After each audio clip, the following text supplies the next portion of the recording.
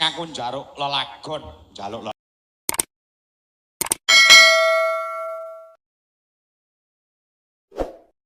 lelagon ya. Larase pelokno, pelok ya. Sapa sing diaturi jumeneng waranggana tak pilihke cacahe ana 3. Oh ngono ya. Sapa wae Buduwi Kurniawati terus Mayang Anjarsari ya karo Wiwi Irnawati ya. Lagune apa? Lagune Nyidra Asmara utawa Ula Tampar aku tak mrono no. Oh ngono ya. Ngono ya ya heeh. Kage kanca-kanca wiyaga kon ngonekne no. Oh ngono heeh. Ya. Iya, aku lagi dandan Kus Dil aku tak mrono. Oh iya ngestoke dawuh. Monggo para kanca-kanca pangrawit Dwija Laras Indonesia lan paranggana ingkang pinilih supaya nglantukane lelagon Nyidra Asmara utawa Ula Tampar garap gamelan Pulo Dewata. Monggo dados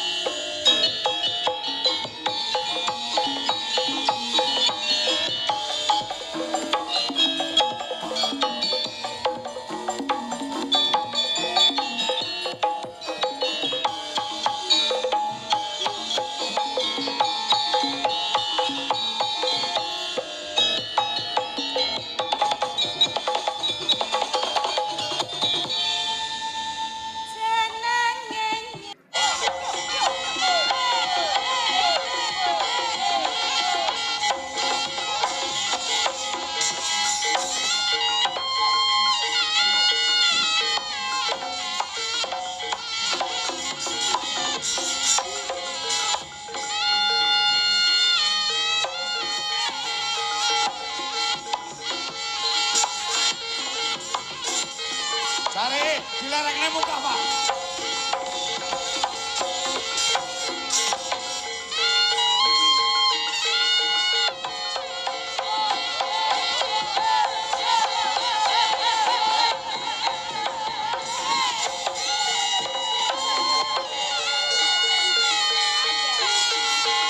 Ayo, mari belok, ayo.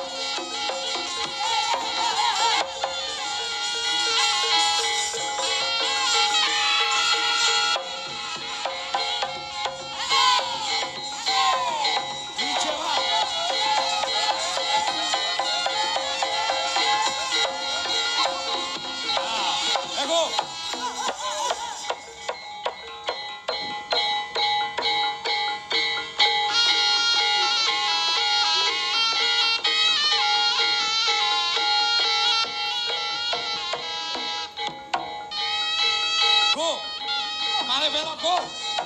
Woi. Ayo, budaya prajurit kuda. Mari belok kaya mayang arep yo. Ayo.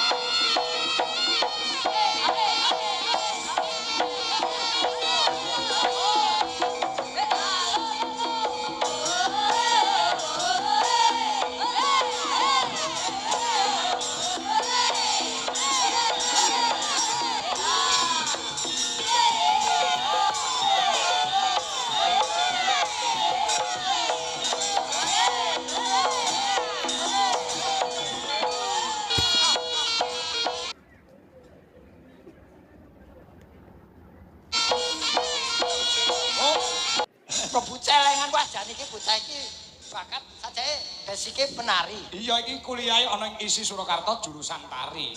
Wah jan nganti delok karpet nganti luntung kabeh. Mergo ya go joget polahe wah. Iya. Komplit iki. Penyanyine ana, pesidene ana, penarine ana. Iya. Iki tontonane komplit pokoke. Sing klasik ya mangkat ya. Mangkat. Yang klasik Mbak Rini, Mbak Reno Cumpe. Sing kreasi ya komplit. Saya ketambahan genduk Niken Salindri. Oh, ngono Wis luar biasa loh Mas Gareng. Kenapa? Pancen mlebune iki rada kesuwen ning kene mergo penontonnya penuh. wiwit. Oh toh, kan mlebune rada angel to kan. Heeh. Wiwit protigan kono mau. Heeh. Rada semu rada dipeksa-peksa ngono karo Niken alhamdulillah iso tekan kene saking pengunjunge